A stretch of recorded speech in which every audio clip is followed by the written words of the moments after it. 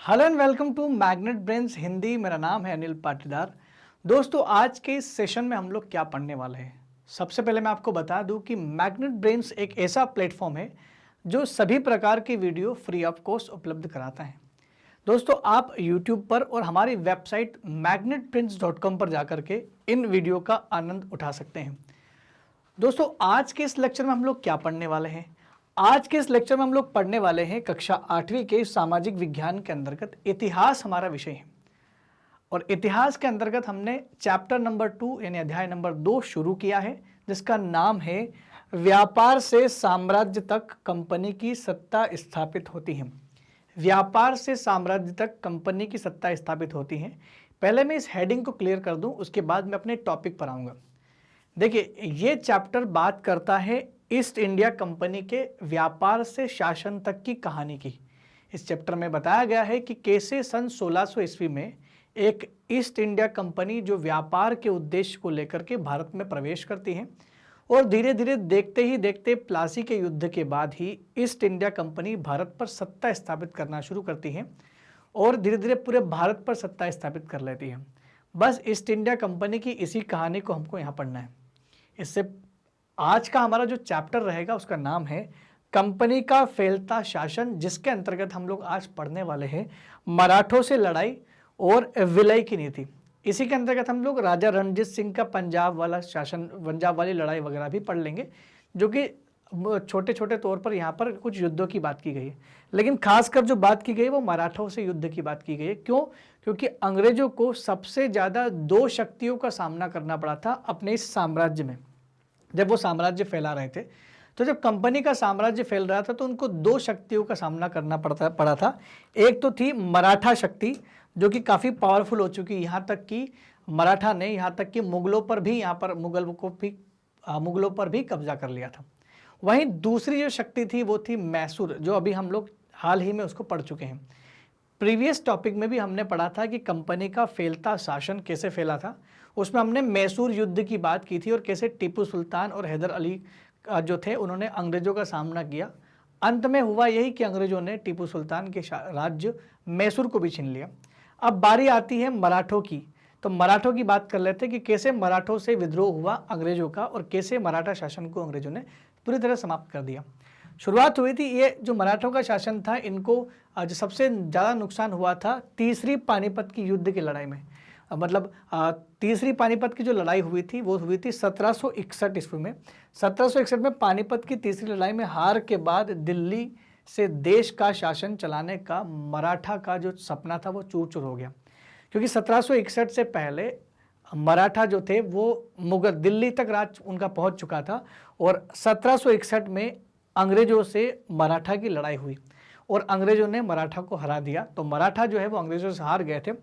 अब अंग्रेजों ने क्या किया, मराठों की जो शक्ति थी वो उनकी एकता थी। अंग्रेजों ने वही काम किया कि उनकी शक्ति को तोड़ दिया। अब उनमें से मराठा को अलग अलग भाग में विभाजित कर दिया, तो उन्हें कई राज्यों में बांट दिया। जैसे सिंधिया का राज्य बांट दिया, ग्वालियर के सिंधिया, होलकर इंदौर के होलकर वंश बांट दिए। वहीं गायकवाड़ है ना, जो पुणे और जो एरिया था वहाँ के गायकवाड़ हुआ करते थे, भोसले, ये सारे सरदार एक पेशवा यानी एक पेशवा इनके ऊपर होता था। ये सब सरदार होते थे अलग अलग। तो मराठा सरदार थे 5 अलग अलग, जिनके नाम है सिंधिया, होलकर, चार सिंधिया, होलकर, गायकवाड़ और भोसले। ये 4 अलग अलग सरदार होते थे। इनके ऊपर एक होता था पेशवा। तो पेशवा के बारे में, जैसे पेशवा बाजीराव के बारे में आपने सुना होगा, है ना।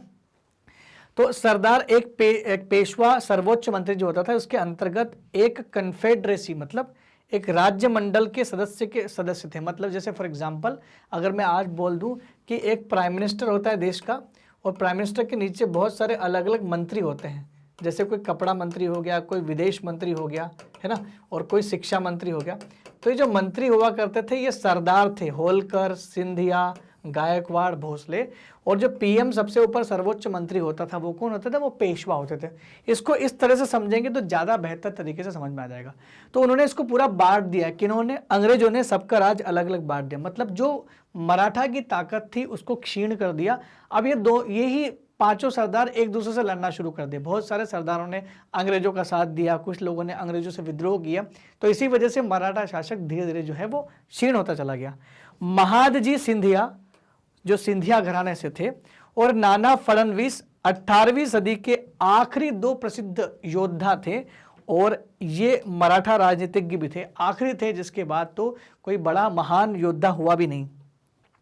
आगे बात करें तो कंपनी ने मराठों को घुटने टेकने पर मजबूर कर दिया था। क्यों?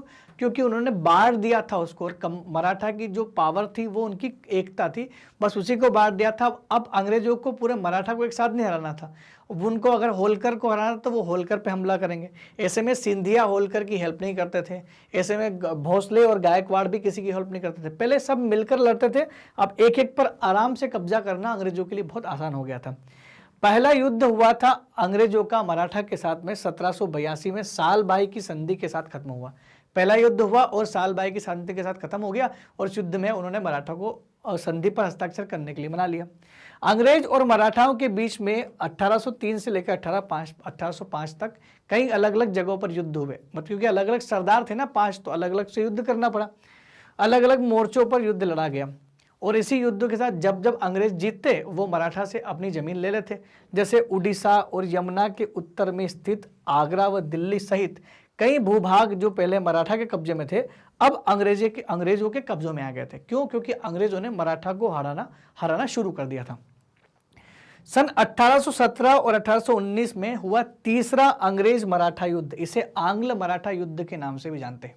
तो सन 1817 से 1819 2 साल के अंदर ये एक युद्ध हुआ था जिसे तृतीय आंग्ल मराठा युद्ध के नाम से जानते हैं, और यह आखिरी युद्ध था जिसमें मराठों की ताकत पूरी तरह से कुचल दिया गया, उसको पूरी ताकत खत्म हो गई थी मराठों की। ये आखिरी युद्ध था, अब मराठा जो है पूरी तरह से अंग्रेजों के अंडर में आ गए थे।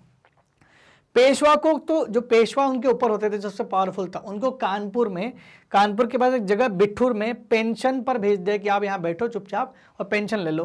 तो पेशवा को भी खत्म कर दिया, तो अगर पेशवा को आपने हटा दिया तो बाकी सरदार तो एक होने से रहे। तो ऐसे में पूरे मराठा के साम्राज्य जो था वो एक तरफ हो गया और अंग्रेजों ने उस पर पूरा सर्वोच्चता स्थापित कर ली। अब अंग्रेजों को इस बात का विश्वास हो गया था कि भाई मैसूर हमने जीत लिया, हमने मराठा को खत्म कर दिया, अवध हम लोग पहले ही जीत चुके थे, बंगाल हमारे अंडर में है, और मुगलों को तो हमने पहले ही हरा दिया था बक्सर की लड़ाई में। अब इन सारे युद्धों के बाद अंग्रेजों को एक चीज उनके दिमाग में आ गई थी कि अब पूरे भारत में सबसे पावरफुल अगर कोई है तो वो अंग्रेज है, और उसी को उन्होंने बोला कि हम लोग सर्वोच्च हैं इस देश में। तो सर्वोच्च का दावा करने लगे अंग्रेज, क्योंकि अंग्रेजों ने बोल दिया कि अब तो पूरे देश में हमारा सर्वोच्च का दावा करने लगे। अब उन्होंने खुले चुनौती दे दी कि जो लड़ना चाहता है आ जाइए, जिसको हमारी अधीनस्था स्वीकार नहीं है वो लड़ ले, क्योंकि उनको अभी और शासन का विस्तार करना था। और 19वीं सदी की शुरुआत में लॉर्ड हेस्टिंग्स नाम के एक गवर्नर जनरल थे जो 1813 से 1823 तक रहे। गवर्नर जनरल के नेतृत्व में सर्वोच्चता की एक नई नीति शुरू की गई, और भारत के सभी रियासतों को यह विश्वास हो गया था कि अगर इंडिया में कोई सर्वोच्च शक्ति है तो वो अंग्रेज हो सकती है। क्यों? क्योंकि अंग्रेजों ने उनको हरा दिया था जो सबसे पावरफुल थे, मराठा और मैसूर वाले, ये बहुत पावरफुल हुआ करते थे, इनको हरा दिया। कंपनी का दावा था कि उसकी सत्ता सर्वोच्च है, इसलिए वह भारतीय रियासतों के ऊपर है। सारी की सारी भारतीय रियासतें अंग्रेजी सत्ता के नीचे थी और सबसे ऊपर थी अंग्रेजी सत्ता, यानी वो जो जिस रियासत पे चाहे वहां पर अब लगान वसूल कर सकते थे, जो लगान देने से मना करेगा उस पर हमला करके उसको हत्या भी सकते थे। ये सब कुछ उन्होंने करना शुरू कर दिया था। वह भारतीय रियासतों का अधिग्रहण करने के अधिकार अपने पास मानती थी। वो मानती थी कि मैं सर्वोच्च हूँ, मैं सबसे ऊपर हूँ, और मैं जिसका चाहूँ उसका अधिग्रहण यानी उसको हथिया सकता हूँ, कब्जे में ले सकता हूँ। ये सर्वोच्चता का सिद्धांत लॉर्ड हेस्टिंग्स ने लेकर के आए। तब अंग्रेजों को लगने लगा था कि अब पूरे भारत में राज कर सकते हैं, लेकिन अब भी अंग्रेजों का विद्रोह जारी था। अंग्रेजों का विद्रोह हुआ कुछ जगह पर, जैसे अंग्रेजों ने जैसे कर्नाटक में कब्जा करने की कोशिश की। तो जब अंग्रेज ने कित्तूर नाम का, फिलहाल जो कर्नाटक में एक जगह है कित्तूर, उसके छोटे से राज्य को कब्जे में लेने का प्रयास किया, तो उस राज्य की जो रानी थी चेन्नम्मा, तो राज्य की रानी चेन्नम्मा ने हथियार उठा लिए और अंग्रेजों के खिलाफ विद्रोह कर दिया, एक आंदोलन छेड़ दिया। हालांकि 1824 में जो चेन्नम्मा थी उनको गिरफ्तार कर लिया था, बाद में उनको गिरफ्तार कर लिया, लेकिन उसके बाद भी उनका गिरफ्तारी के बाद भी क्या हुआ, चेन्नम्मा के बाद कित्तूर में स्थित एक जगह संगोली, वहाँ गरीब चौकीदार था जिसका नाम था रायन्ना। ये रायन्ना ने विरोध जारी रखा और लगातार विरोध करता रहा। हालांकि वो चौकीदार था, लेकिन फिर भी सोचो अंग्रेजों का विरोध करता रहा। जैसे तैसे करके उसने विरोध किया, लेकिन ज़्यादा समय तक विरोध नहीं कर पाया वो, और जल्द ही उसने उसको कब्जे में ले लिया। अब अंग्रेजों को डर था, अंग्रेज साउथ इंडिया में जा रहे थे, भाई मराठों को पर शासन कर लिया, मुगलों से नीचे उतरे, दिल्ली से नीचे सारा चीज़ ने शासन कर लिया, मैसूर तक पहुंच गए, लेकिन दिल्ली से ऊपर का इलाका भी अभी इनके हाथ में नहीं था, मतलब उत्तर पश्चिम का एरिया, पंजाब की तरफ अभी भी ये देख नहीं रहे थे। पंजाब था, सिंध प्रांत था, अफगानिस्तान था, ये भी तो भारत के हिस्से थे उसमें। तो अब इनका जो नेक्स्ट टारगेट था उधर था। क्यों ये था, उसका कारण था उत्तर पश्चिम भारत पर नियंत्रण करने की सोची कंपनी ने, कंपनी का फैलाव अब उस तरफ होने लगा, क्योंकि उनको रशिया से डर था, रूस नाम का देश है उससे डर था। 1830 के दशक के अंत तक ईस्ट इंडिया कंपनी रूस के प्रभाव से बहुत डरी हुई थी। उनको ये लग रहा था कि ऐसा ना हो जाए कि रूस जो है वो पश्चिम उत्तर पश्चिम के सहारे इंडिया में प्रवेश कर जाए और हमको सीधा रूस से टकराव हो जाए, और रूस से हो सकता है कि हार भी मिल जाए, क्योंकि वैसे यूरोप में लड़ाई चल रही थी। तो रूस को लेकर के उनको काफ़ी डर था कि वो भी अपना फैलाव जमा रहा था। कंपनी को भय था कि उत्तर पश्चिम से भारत को भी अपनी चपेट में न ले ले रूस, क्योंकि रूस लगातार सबको कब्जे में करता जा रहा था, उसके आसपास के देशों को। तो उन्होंने क्या किया, 1838 से लेकर 1842 के बीच में अफगानिस्तान के साथ एक लंबी लड़ाई ली, जिसे आंग्ल अफगान युद्ध के नाम से जानते हैं। अफगानिस्तान के साथ बहुत लंबी लड़ाई चलती रही ताकि अफगानिस्तान को कब्जे में ले ले। आपने एक केसरी नाम की मूवी जरूर देखी होगी, जिसमें जो सिख रेजिमेंट के बारे में बताया गया है, वो उसी समय के युद्ध की बात चल रही जो अंग्रेजों के लिए हमने लड़ा था। तो अफगानिस्तान के साथ एक लंबी लड़ाई चलती रही, और बाद में क्या हुआ, 1843 में सिंध भी कब्जे में आ गया। अफगानिस्तान तो आया ही आया, क्योंकि आंग्ल अफगान युद्ध में अफगानिस्तान को जीत लिया था, और उसके कुछ हिस्से कब्जे में आ गए, और सिंध प्रांत को भी इनने 1853 में अपने कब्जे में ले लिया। अब जब सिंध हाथ में आ गया, अफगानिस्तान के एरिया को भी हरा दिया, तो बारी आती है अब पंजाब की। पंजाब बचा हुआ था। इसके बाद पंजाब की बारी थी, जहां एक बहुत पावरफुल राजा हुआ करता था, जिनका नाम था महाराजा रणजीत सिंह। रणजीत सिंह ने सीधे उसको राज्य नहीं सौंपा, उसने अंग्रेजों को ये चुनौती दी खुली कि भाई आप लड़ सकते हो, क्योंकि राजा बहुत पावरफुल था। तो उन्होंने उनकी दाल नहीं गलने दी, हाँ कि भाई आप जल्द ही पंजाब पे कब्जा नहीं कर सकते। अंग्रेजों को लग गया था कि पंजाब के लिए और वेट करना पड़ेगा। किस चीज़ का वेट करना पड़ेगा, ये राजा रणजीत सिंह जब तक है तब तक तो शायद हम लोग नहीं जीत पाएंगे। तो 1839 में उनकी मृत्यु के बाद 1849 में अंग्रेजों ने पंजाब का भी अधिग्रहण कर लिया। 1849 तक अंग्रेज उसके लिए वेट करते रहे, और 1849 तक कुछ छोटे मोटे राजा बचे होंगे वहाँ के, उनके उत्तराधिकारी, जो संभाल नहीं पाए, और 1849 में अंग्रेजों ने पंजाब का भी अधिग्रहण कर लिया था। अब यहाँ तक तो ये अंग्रेजों ने लड़ाई चलती रही, वो चलता रहा। उससे पहले सहायक संधि भी पड़ी हमने वेलेजली की। लेकिन इनके बाद एक व्यक्ति आते हैं देश में, जिसे लॉर्ड डलहौजी के नाम से जाना जाता है। लॉर्ड डलहौजी की नीति थी जिसने बिना युद्ध के कई सारे साम्राज्य को अपने अंडर में ले लिया, और उसी नीति का नाम था विलय नीति। लॉर्ड डलहौजी का नाम इसलिए ब्रिटिश इतिहास में लिया जाता है क्योंकि उन्होंने बिना लड़ाई लड़े बहुत सारे राज्यों को अपने अंडर में ले लिया था, बहुत शांति। अब उनने जो विलय की नीति थी वो क्या थी, इसको समझते हैं। विलय का मतलब होता है कब्जा करना, मिला लेना। अधिग्रहण की आखिरी लहर थी ये, क्योंकि इसके बाद कंपनी का शासन भी समाप्त होने वाला था। 1857 की क्रांति आने वाली थी और कंपनी पीक पर थी इस समय। अधिग्रहण की आखिरी लहर 1848 से 1856 के बीच गवर्नर जनरल बने लॉर्ड डलहौजी के शासनकाल में चली। मैं आपको बता दूं कि जितना भी कब्जा करना था सब ईस्ट इंडिया कंपनी ने कर दिया था, क्योंकि ईस्ट इंडिया कंपनी के जाने के बाद जब ब्रिटिश क्राउन राज इंडिया में चला, तब इन्होंने कब्जा नहीं किया, क्योंकि ऑलरेडी ये बहुत कब्जा कर चुके थे। तब उन्होंने केवल प्रशासन करना शुरू किया। तो उन्होंने गुड गवर्नेंस का नाम भी दिया था इसको। जब ब्रिटिश क्राउन आया तो उसको गुड गवर्नेंस बोला गया था। तो ये ऐसा उन्होंने कभी नहीं किया। तो विलय की नीति जो थी सबसे खराब नीति मानी जाती थी। तो डलहौजी के शासनकाल में नया सिद्धांत आया, डॉक्ट्रिन ऑफ लैप्स। इस सिद्धांत में क्या तर्क था कि मान लो यदि किसी राजा की मृत्यु हो जाती है और उस राजा का उत्तराधिकार कोई पुरुष नहीं होता, उसी का बेटा, तो ऐसे में उस राजा का शासन जो है वो अंग्रेजों के हाथ में आ जाएगा। ये नीति थी। ऐसे में बहुत सारे राजाओं को बच्चे ही नहीं हुए, और बहुत सारे राजाओं के बेटों को तो इन्होंने बच्चे पैदा होने का हो सकता है किसी षड्यंत्र की वजह से मरवा दिया गया हो। झांसी की रानी लक्ष्मीबाई के केस में भी ऐसा ही कुछ हुआ था। तर्क इस पर आधारित था कि अगर किसी शासक की मृत्यु हो जाती है तो उसका कोई पुरुष वारिस नहीं है, तो उसकी रियासत हड़प ली जाएगी। तो रियासत अंग्रेज हड़प सकते थे तब तक जब तक कि उनके पास कोई वारिस नहीं हो। इस सिद्धांत के आधार पर एक के बाद एक कई रियासतें अंग्रेजों के अंडर में आ गई। सबसे पहले जो रियासत इस विलय नीति के अंदर में आई थी उसका नाम था सातारा। सातारा 1848 में सबसे पहले अंग्रेजों के कब्जे में आ गई थी। दूसरा संभलपुर 1850 में अंग्रेजों के कब्जे में इसलिए आ गया क्योंकि वहां पर भी उत्तराधिकारी नहीं था। संबलपुर के बाद उदयपुर भी उनके अंडर में 1852 में आ गया क्योंकि वहां पर भी शासक का कोई उत्तराधिकारी नहीं था। नागपुर को 1853 में इन्होंने कब्जा कर लिया। आप सोचो इतने सारे राज्यों में उत्तराधिकार क्यों नहीं रहा, कहीं ना कहीं अंग्रेजों का यहाँ पर कुछ तो षड्यंत्र था। 1854 में झांसी को भी कब्जा कर लिया था और झांसी की रानी ने बोला था झांसी तो नहीं दूंगी, भले लड़ना पड़े। तो बाद में 1857 की क्रांति में उन्होंने लड़ाई जरूर की थी, अंग्रेजों के हाथ में चली गई थी। अब एक बच गया था अवध। अवध में उनको उत्तराधिकार मिल गया, लेकिन फिर भी उन्होंने अवध को गलत तरीके से हथिया लिया था। फिर एक बार दोबारा से मैं इसको बता दूं कि सिद्धांत के आधार पर एक के बाद एक कई रियासतों को उन्होंने विलय कर लिया। क्यों? क्योंकि इन राजाओं की कोई संतान नहीं थी, पुरुष संतान यानी उत्तराधिकारी नहीं था। कौन कौन? नंबर 1 सातारा 1848, संभलपुर 1850, उदयपुर 1852, नागपुर 1853 और झांसी 1854। इन सभी को उसने इस नीति से अपने अंदर ले लिया, हड़प लिया था। बाद में क्या हुआ? अवध पर भी उन्होंने अधिग्रहण कर लिया था। अवध पे तो ये सिस्टम ही नहीं लागू हो रहा था क्योंकि अवध के पास तो अपना उत्तराधिकारी था। तो उन्होंने दूसरा तर्क दिया। 1856 में कंपनी ने अवध को भी अपने नियंत्रण में ले लिया।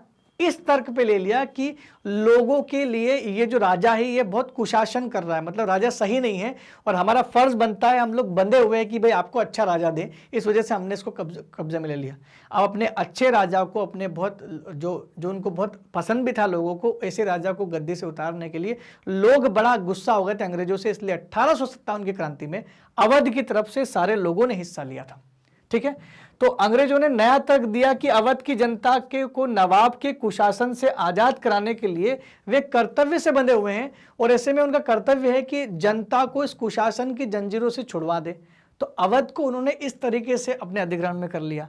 अपने प्रिय नवाब को जिस तरह से गद्दी से हटाया अंग्रेजों ने गलत तरीके से, लोगों में गुस्सा भड़क उठा और अवध के लोग भी 1857 के महान विद्रोह में शामिल हो गए थे। अब अवध के लोग भी शामिल हो गए, झांसी की रानी भी शामिल हो गई और मंगल पांडे ने शुरुआत कर दी और यहीं से शुरू होता है 1857 की क्रांति का कारवां। तो आपने ये नीतियां पढ़ी, कितनी खराब नीतियां अंग्रेज लेकर के आए थे, जिसमें वेलेज़ली की सहायक संधि भी एक नीति थी जिससे बहुत सारे राज्यों को मिला है। एक लॉर्ड डलहौजी की विलय नीति जो बहुत क्रूर थी। अब आप देख सकते हैं मैप के माध्यम से कि अंग्रेजी शासन कैसे फैलता चला गया। अगर मैं ये बात करूं तो इस फोटो में शुरुआत में आपको दिख रहा होगा, ये शुरुआती फोटो है जब अंग्रेजों ने शुरुआत में, ये जो आपको पीला साइन दिख रहा है ये अंग्रेजी शासन है, ये आपको दिख रहा है, ये अंग्रेजी शासन व्यवस्था केवल यहाँ तक थी शुरुआत में। धीरे धीरे ये जब बंगाल पर प्लासी बक्सर के युद्ध के टाइम की बात है, तो जब धीरे धीरे उन्होंने बढ़ाना शुरू किया तो ये बाद में देखो इन्होंने इस तरह से और यहाँ पर लूटपाट शुरू की। मराठा वाला छोड़ के रखा हुआ था शुरुआत में, लेकिन बाद में अंतिम में आते आते उन्होंने पूरे देश पर कब्जा कर लिया था। ये देखो ये येलो पूरा दिखाई दे रहा है आपको। तो ऐसे ऐसे करके अंग्रेजों ने पूरा एरिया को कब्जा कर लिया और इंडिया का जो मैप है वो रेड से येलो होता दिखाई दे रहा है आपको। ये पूरा अंग्रेजों का शासन फैलता दिखाई दे रहा है। ब्रिटिश ईस्ट इंडिया का शासन था। बाद में जब अंग्रेज आए तो उन्होंने सारा कब्जा कर लिया था। मतलब बाद में 1857 की क्रांति के बाद जब क्राउन राज आया तब तो पूरा ही इंडिया अंडर में आ गया था अंग्रेजों के, क्योंकि उन्होंने प्रशासन की व्यवस्था लागू कर दी थी, फिर कब्जे वाला सिस्टम उन्होंने बंद कर दिया था। तो आप ये देख सकते हो कैसे भारत पूरा इंडिया फ्री था और कैसे धीरे धीरे ये येलो कलर में आ गया और धीरे धीरे गुलाम हो गया। दोस्तों अगर आपको हमारे वीडियो सीक्वेंस पे यूट्यूब पे नहीं मिल रहे तो घबराने की जरूरत नहीं है। आप हमारे वेबसाइट magnetbins.com पर जा सकते हैं, जहां पर आपको मिलेगा India's number 100% free online educational platform, जहां पर आप कर सकते हैं अपने टॉप कोर्सेज को एक्सप्लोर। यहां पर CBSE क्लास 6 से क्लास 12 तक हिंदी मीडियम का आपको ऑप्शंस मिलेगा। जहां पर आप जाइए तो आपको क्लासेस 12, 11, 10, 9, 8 सारी मिलेगी। तो आपको 8वीं क्लास पर क्लिक करना है। जैसे आप 8वीं क्लास पर क्लिक करेंगे आपको वो सारे टीचर मिल जाएंगे जो कक्षा 8 आपको पढ़ा रहे हैं। अब आपको करना क्या है, आपको हर एक टीचर के नीचे वॉच नाउ लिखा हुआ है, बस वॉच नाउ पर करना है क्लिक और आप सीधा पहुंच जाएंगे उस सब्जेक्ट की ओर जिसको आपने सिलेक्ट किया है। जैसे हमने नागरिक शास्त्र को सिलेक्ट किया है तो नागरिक शास्त्र के सीक्वेंस में सारे चैप्टर यहाँ पर मिल जाएंगे, यहाँ पर लेक्चरों की संख्या भी मिल जाएगी। अब आपको करना क्या है, जैसे ही लेक्चर पर क्लिक किया आपका वीडियो हो जाएगा शुरू और आप बहुत ही आसानी से अपने लेक्चर्स देख सकते हैं। दोस्तों मैग्नेट ब्रेन्स आप लोगों के लिए लेकर के आया है 100% मुक्त शिक्षा, जो क्लास 6 से क्लास 12वीं तक के सभी विद्यार्थियों को फ्री ऑफ कॉस्ट प्रोवाइड की जाती है। दोस्तों अगर आपको हमारे वीडियो बहुत अच्छे लग रहे हैं तो आप कमेंट सेक्शन में लिखकर जरूर बताएं और साथ ही साथ हमारे चैनल को लाइक, सब्सक्राइब और शेयर जरूर करें। तब तक के लिए दोस्तों धन्यवाद, थैंक यू वेरी मच।